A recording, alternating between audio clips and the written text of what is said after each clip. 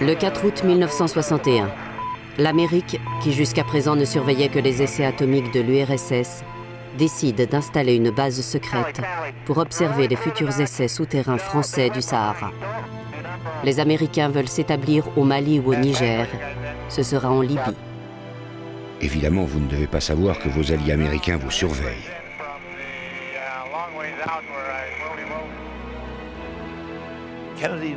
Kennedy savait, il le pressentait vraiment, que Khrouchtchev serait obligé de dresser un mur. À Berlin, au cours de l'été 1961, la tension s'aggrave. Pour arrêter l'exode massif des réfugiés allemands, Khrouchtchev décide de dresser une ligne de barbelés entre l'Est et l'Ouest. De Gaulle pensait qu'il n'était pas question d'entrer dans une négociation qui aboutirait à régulariser une situation qui était une situation de fait, je le rappelle. Les services secrets soviétiques savent que vous n'êtes pas d'accord avec Kennedy, et Khrouchtchev se sent les mains libres pour agir.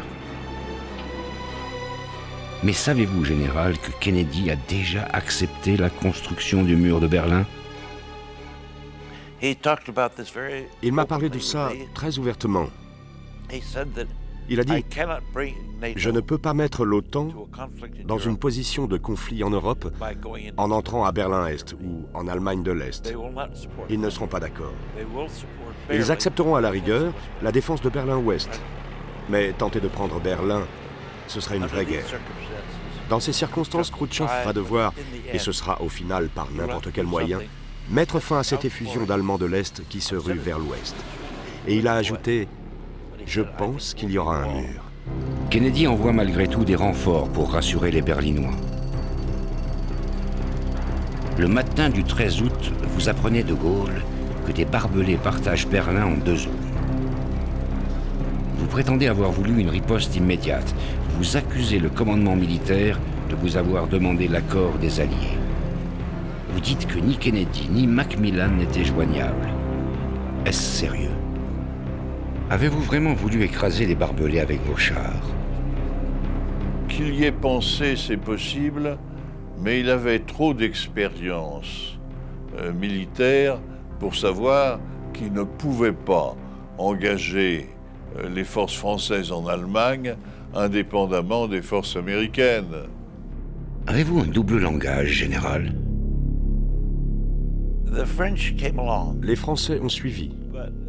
Mais ils ne pouvaient pas prendre position publiquement en faveur d'une Allemagne divisée.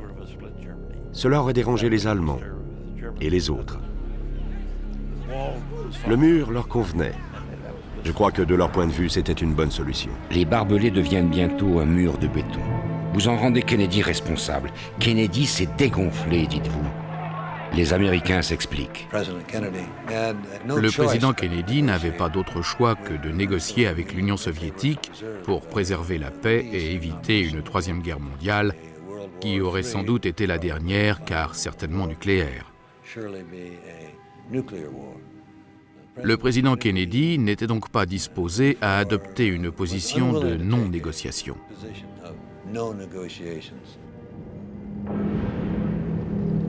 Pendant 3 mois, les chars alliés et soviétiques s'affrontent à Berlin. This is the terror that once again casts its eerie shadow over the face of the earth. The hydrogen bomb, the bomb that Khrushchev announces will once again undergo tests by the Russians. Le 30 octobre 1961, Khrouchtchev rompt ses engagements et reprend les essais nucléaires sur la bombe H. Le nouvel ambassadeur américain à Paris, James Gavin, un de vos compagnons de guerre, commande votre réaction. Well, yes, I was with General de Gaulle Saturday after the announcement of the resumption of the test and the comment on the 100 megaton weapon. We talked about the psychological aspects of this, why it was done, the increased tension. And as you know, General de Gaulle feels that in this atmosphere of tension and a buildup of tension, we should not rush to negotiate. Kennedy, lui, veut sortir de cette confrontation avec l'URSS et vous demande de vous associer à une négociation avec les Soviétiques. Il vous téléphone le 12 décembre. Vous dites à Kennedy, vous ne voulez pas mourir pour Berlin, les Russes non plus. Votre nouveau refus indispose Kennedy. Elle vous écrit le 31 décembre 1961. Votre présence ajouterait de la force et de l'influence à notre démarche. Mesure de rétorsion ou de chantage, Kennedy vous informe que l'Amérique refuse de vous aider à construire votre force de frappe. Si nous vous assistions, nous n'aurions pas de raison de résister à la pression des Allemands qui voudront bénéficier du même traitement. Vous recevez cette lettre comme une offense, mais pour l'Amérique, les raisons de ce refus sont beaucoup plus simples.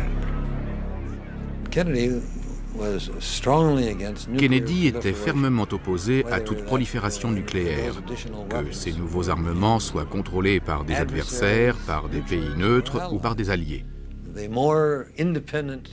Plus il existe de puissances nucléaires indépendantes, plus le monde est dangereux. Et une guerre nucléaire peut s'y déclencher d'autant plus facilement, même par accident ou par erreur ou par méprise. Cette force de frappe était trop limitée pour défendre la France, et encore moins l'Ouest, mais trop puissante pour que nous ayons une Europe stable et pacifiée. Hiroshima, c'était 10 hommes, un avion, une bombe.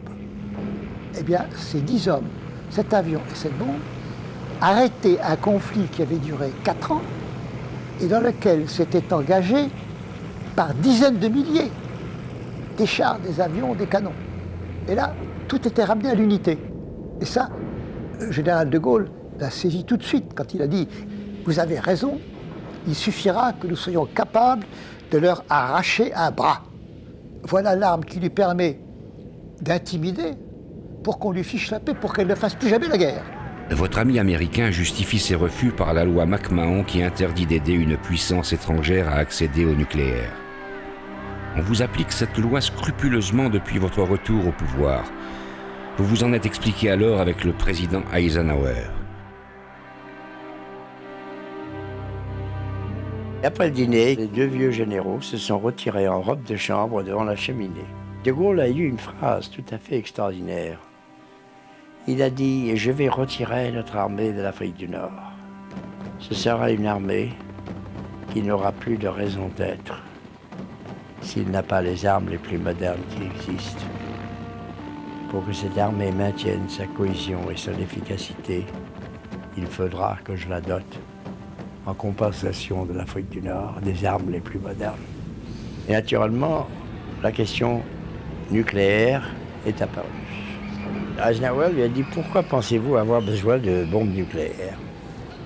De Gaulle lui a répondu « Vous, Eisenhower, vous vous battrez pour l'Europe parce que vous savez ce qui est en jeu. Vous avez été obligé de le reconquérir. Mais le jour viendra où l'Union soviétique aura les moyens d'atteindre l'Amérique du Nord. Ce jour-là, un de vos successeurs ne fera une guerre nucléaire que pour défendre l'Amérique du Nord. Ce jour-là, j'aurai besoin d'être insupportable tout seul. Voilà pourquoi il me faut des bombes. Toujours vos mêmes craintes. À la Maison-Blanche, il y a les pour et il y a les contre. La CIA tient Kennedy périodiquement informé de l'évolution de la force de frappe française. Votre bombe va vous coûter très cher. Pourquoi ne vous aide-t-on pas? Il y avait le vieux complexe anglo-saxon, calviniste, anti-latin. On ne peut pas lui confier le feu du ciel, on ne sait pas ce qu'il peut faire les pires bêtises. Non, il faut que ça reste entre nous. Hélas, on n'a pas pu empêcher que la Russie devienne nucléaire, mais il faut empêcher que la France le devienne. Lors des réunions de l'OTAN, McNamara essaie de dissuader votre ministre des Armées, Pierre Messmer, d'entreprendre le programme nucléaire français. Le raisonnement de McNamara était un raisonnement essentiellement économique et financier. C'est trop cher. Vous n'y arriverez pas parce que c'est trop cher. Vous vous ruinerez. Et en plus, ça ne servira à rien parce que pour avoir un système d'armes opérationnel, il faut que vous ayez des fusées, il faut que vous ayez des sous-marins nucléaires ou des avions, et vous verrez que ces systèmes d'armes sont d'un prix incroyablement élevé. Et que le budget militaire français serait beaucoup mieux employé, pense-t-il, en dépensant de l'argent pour les armes classiques. Vous ne possédez que la bombe A et quelques avions de type Mirage. Vous rêvez d'une bombe thermonucléaire. Si les États-Unis donnaient leur savoir-faire, la France économiserait des milliards de francs et beaucoup de temps. Mais Kennedy dit de nouveau non à la France. J'ai toujours pensé que Kennedy avait tort.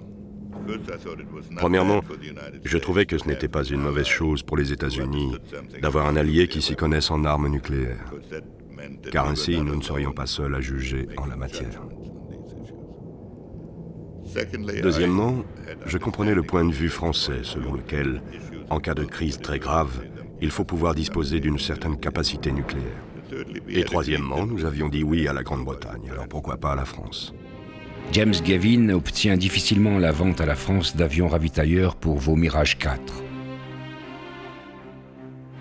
Mais en désaccord avec l'attitude de Kennedy envers la France, il démissionne de son poste d'ambassadeur à Paris. Our governments have different views on, for example, the soundness or not of the French independent nuclear program.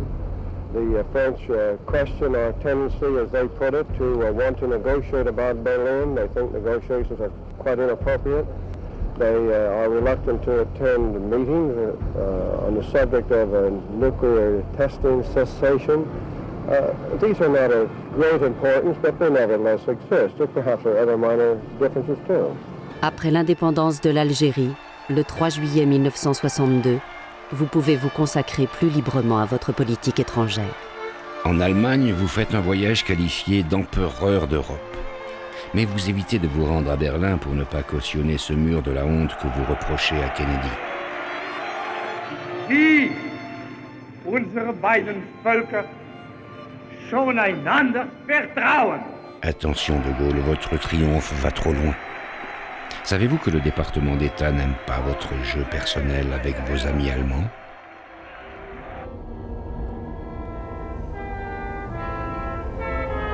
Le 20 octobre, la crise éclate à propos de Cuba. Un avion espion a photographié des installations de missiles nucléaires soviétiques sur l'île. Réuni en cabinet de crise, Kennedy ordonne le blocus de Cuba. Une guerre atomique menace le monde. Et la France, de Gaulle ? Kennedy ne voulait pas en faire un conflit entre les États-Unis et l'Union soviétique. Il voulait en faire un conflit entre l'Union soviétique d'un côté et toutes les démocraties occidentales de l'autre. Il voulait s'assurer que les principaux dirigeants européens, De Gaulle, Macmillan, Adenauer, comprenaient parfaitement ce que les États-Unis faisaient et pourquoi. Un émissaire, Dean Acheson, est envoyé à Paris. Mais De Gaulle est le dernier chef d'État informé après Macmillan et Adenauer le 22 octobre à 17h. J'ai discuté avec Dean Acheson après coup. Il m'a dit que de tous les dirigeants qu'il avait rencontrés, dont Macmillan, De Gaulle, Adenauer, c'était De Gaulle qui l'avait le plus impressionné. Kennedy s'attendait à ce que De Gaulle soutienne l'initiative américaine. Tous les autres demandaient à voir des photos, des preuves. De Gaulle, lui, a déclaré qu'il n'avait pas de temps à perdre avec ça. Il dit « Les États-Unis sont menacés sur leur territoire et par conséquent, la France se trouve aux côtés des États-Unis. » Kennedy était soulagé de voir De Gaulle se positionner avec autant de vigueur et de netteté. Soyons clairs, Kennedy ne vous a pas demandé un conseil, seulement votre soutien. La crise se dénoue avec le départ des missiles de Cuba. Une énigme subsiste.